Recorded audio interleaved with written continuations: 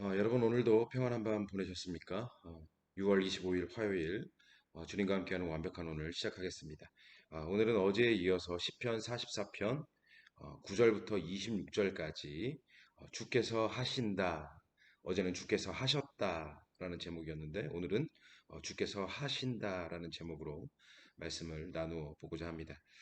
본문 말씀 제가 읽어드립니다. 그러나 이제는 주께서 우리를 버려 욕을 당하게 하시고 우리 군대와 함께 나아가지 아니하시나이다. 주께서 우리를 대적들에게서 돌아서게 하시니 우리를 미워하는 자가 자기를 위하여 탈취하였나이다.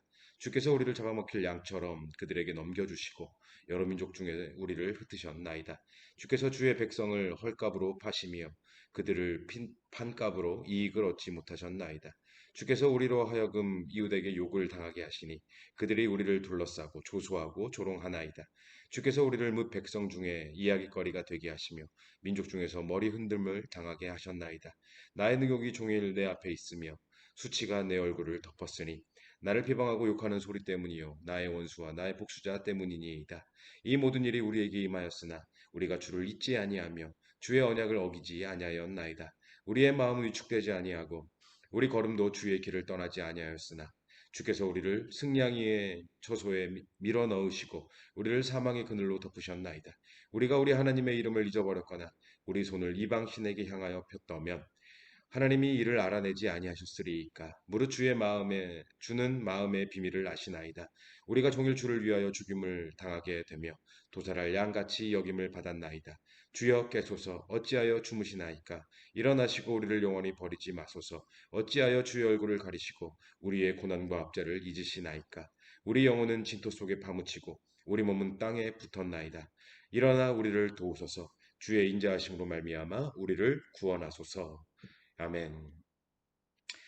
어제 우리는 고라 자손이 지은 시편 44편 1절과 8절까지의 말씀을 통해서 우리 인생 가운데 누리고 있는 모든 것들이 내가 한 것이 아니요 오직 주께서 하셨다라는 것을 묵상하면서 우리가 전심으로 또 진심으로 하나님을 드러내고 또 하나님을 자랑하는 삶을 살아야 한다는 것. 그리고 나에게 주어진 삶의 순간순간마다 주께서 하시는 일들을 발견할 수 있는 눈과 귀를 허락해 달라고 기도했었습니다. 오늘은 그에 이어지는 시편 44편의 말씀을 계속해서 보고자 하는데요. 그런데 어, 이어지는 노래의 내용들은 어제 우리가 보았던 내용들과는 완전히 다른 분위기로 시작을 하고 있습니다. 구절을 보니까 그러나 이제는 이라는 말로 시작을 하고 있는데요.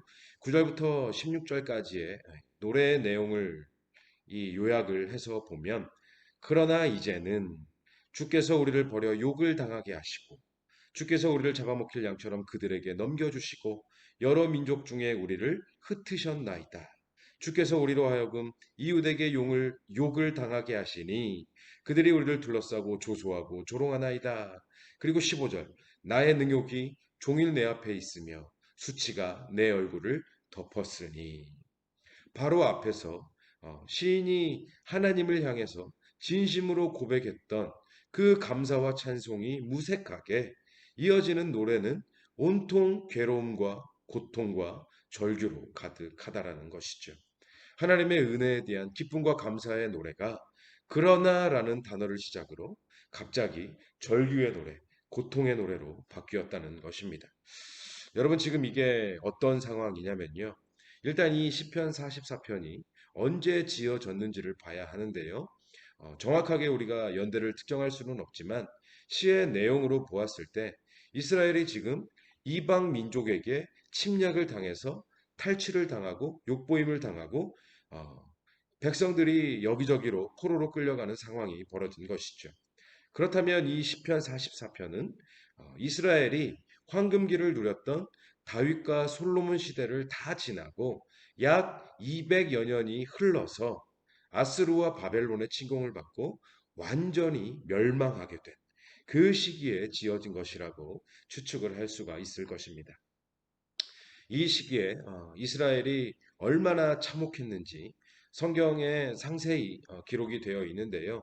특히 예레미야 선지자의 기록에 의하면 이스라엘의 모든 도시들이 불살라지고 예루살렘 성전이 무너지고 남자들은 포로로 끌려가고 여인들은 야만인들에게 겁탈을 당하고 온 도시가 이스라엘 백성들의 시체로 가득한 그런 상황이었다고 기록이 되어 있습니다. 이스라엘은 완전히 망했다는 것이죠. 지도에서 아예 삭제가 되어 버린 것입니다. 지금 이런 상황에서 이 시편 44편이 지어졌다는 것인데요. 그런데 이 시인의 고백이 이런 상황에서 이루어지고 있는 이 시인의 고백이 참으로 놀랍고 또 놀라운 것은 9절부터 16절까지 이 고통의 절규 속에서도 시인은 단어 하나를 계속적으로 반복을 하고 있는데요. 어제 1절부터 8절에서 감사의 노래 가운데 반복했던 그 단어와 같은 단어입니다. 여러분 뭡니까? 바로 주께서 하셨다. 주께서 하셨다. 10절부터 14절까지의 모든 구절을 주께서로 시작을 하고 있습니다. 주께서 우리를 버리셨다.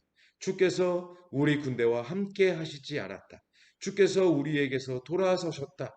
한마디로 지금의 이 고통과 괴로움 역시 주께서 하셨다. 여러분 왜일까요? 이 참혹한 고통을 주께서 하셨다고 반복하고 있는 것이 지금까지 은혜로 잘 살게 하셨던 하나님께서 왜 이제 와서는 이런 고통을 주시느냐고 하나님이 이스라엘을 망하게 하셨다고 하나님을 원망하고자 했던 그런 의미가 담겨 있는 이야기일까요? 그렇지 않습니다. 이어지는 17절과 18절의 노래를 보십시오. 이 모든 일이 우리에게 임하였으나 우리가 주를 잊지 아니하며 주의 언약을 어기지 아니하였습니다. 우리의 마음은 위축되지 아니하고 우리 걸음도 주의 길을 떠나지 아니하였습니다. 그리고 26절 일어나 우리를 도우소서. 주의 인자하심으로 말미암아 우리를 구원하소서. 시인은 여전히 모든 소망을 주님께 두고 있습니다. 1절부터 8절까지 지난 과거의 일도 주님께서 하신 일이시고 9절부터 16절까지 지금 현재의 일도 주님께서 하시는 일이시고 17절부터 26절까지 앞으로 미래의 일도 주님께서 하실 일이시라고 노래하고 있는 것입니다. 이 시편 44편의 저자인 고라의 자손은 이스라엘의 모든 역사가 그리고 자기 자신의 모든 인생이 주님께 있음을 노래하고 있는 것입니다. 성공과 번성이 주님께서 하신 일이시라면 실패와 망함도 주님께서 하시는 일이시다. 그리고 실패와 망함 속에서 구원하시는 것도 주님이 하실 일이시다. 이 위대한 믿음을 고백하며 전적이고 완전한 하나님의 주권을 노래하고 있다는 말씀입니다. 여러분 저는 이것이요. 참으로 성숙한 신앙, 그리고 우리가 소유해야 하는 신앙이라고 믿습니다. 일이 잘 되고 성공을 이룰 때 주께서 하셨다. 이것은 진심이든 진심이 아니든 예수 믿는 사람이라면 누구나 할 수 있을 것입니다. 하지만 일이 잘 되지 않고 실패했을 때, 망했을 때 주께서 하셨다라고 할 수 있느냐는 완전히 다른 차원의 이야기가 아니겠습니까? 여러분, 이것을 할 수 있는 것이 진짜 신앙입니다. 일이 잘 되지 않을 때, 실패했을 때, 망했을 때, 주께서 하셨다 라고 고백할 수 있는 것이 진짜 신앙입니다. 왜 그렇습니까?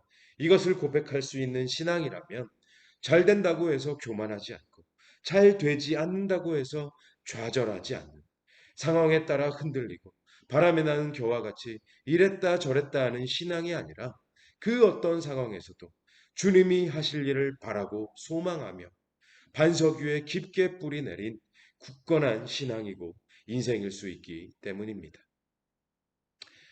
우리 온맘교회가 첫 예배를 드린 지 벌써 7개월 정도가 되었는데요.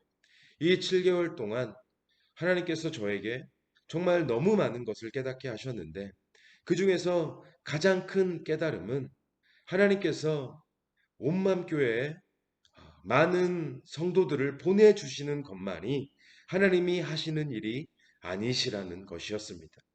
그런데 저는 지금까지 온맘교회가 부흥하는 것이, 온맘교회에 성도들이 오는 것이 하나님이 하시는 일이고 하나님이 해주셔야만 하는 일이라고 믿었고 오로지 그것만을 위해서 기도해 왔습니다. 그러니 그렇지 못한 상황에서 얼마나 저 나름대로 좌절감이 들고 힘들고 괴로웠겠습니까? 그런데 제가 그 괴로움의 과정 속에서 말씀을 묵상하고 기도를 통하여서 깨달은 것은요. 성도가 오지 않는 것도, 현실적인 문제에 놓이게 되는 것도, 그러다가 온맘교회가 문을 닫거나 이사를 가거나 하게 되는 것도, 그 모든 것이 하나님이 하시는 일이라는 것이었습니다. 물론 이것을 받아들이는 데는 시간이 필요했고요. 아픔과 고통도 필요했습니다. 하지만 우리 온맘교회의 시작을 하나님께서 하셨고, 지금의 어려운 상황들 역시 하나님께서 하시는 일이시고, 앞으로 이루어질 일들도 그것이 무엇이 되었든지 하나님께서 하실 일이시라는 그 믿음이 제 안에 깊게 자리 잡았을 때 비로소 저에게 평안이 찾아왔습니다. 치통의 고통이 남겨졌지만 마음의 평안과 소망을 얻게 되었습니다. 주께서 하셨고, 주께서 하시고, 주께서 하실 것이다. 아멘. 아마 지금 우리 중에는요, 어떤 성취나 성공 속에서 기쁨을 누리고 계시는 분들도 계실 것이고, 반대로 어려움과 고통 중에서 힘든 시간을 보내시고 계시는 분들도 계실 것입니다. 아니면 어떠한 중요한 일을 앞두고 있다든지, 아니면 그저 평범하게 일상을 살고 계신 분들도 계실 것입니다. 이 모든 상황에 계신 여러분, 지금 여러분이 겪고 있는 모든 상황들이, 모든 일들이 여러분을 위해서 하나님께서 하시는 일이라는 것을 믿으시기를 바랍니다. 주께서 하셨다. 그리고 주께서 하신다. 그리고 주께서 하실 것이다. 우리 인생의 모든 일들은 이 세 가지 말로 고백되고 증거될 수 있다고 믿습니다. 이러한 믿음으로 모든 상황 속에서 주님이 하시는 일들을 발견하며 그것을 믿고 따르며 살아가는 저와 여러분들이 되시기를 바랍니다. 그렇게 오늘도 주님이 하시는 일들을 통하여 주님과 함께하는 완벽한 오늘이 되시기를 주님의 이름으로 간절히, 정말로 간절히 축원합니다. 오늘의 기도 제목을 드립니다. 시간을 내셔서 꼭 5분 이상씩 기도하시기를 바랍니다. 이 5분의 기도가 오늘 우리의 24시간을 살릴 줄로 믿습니다.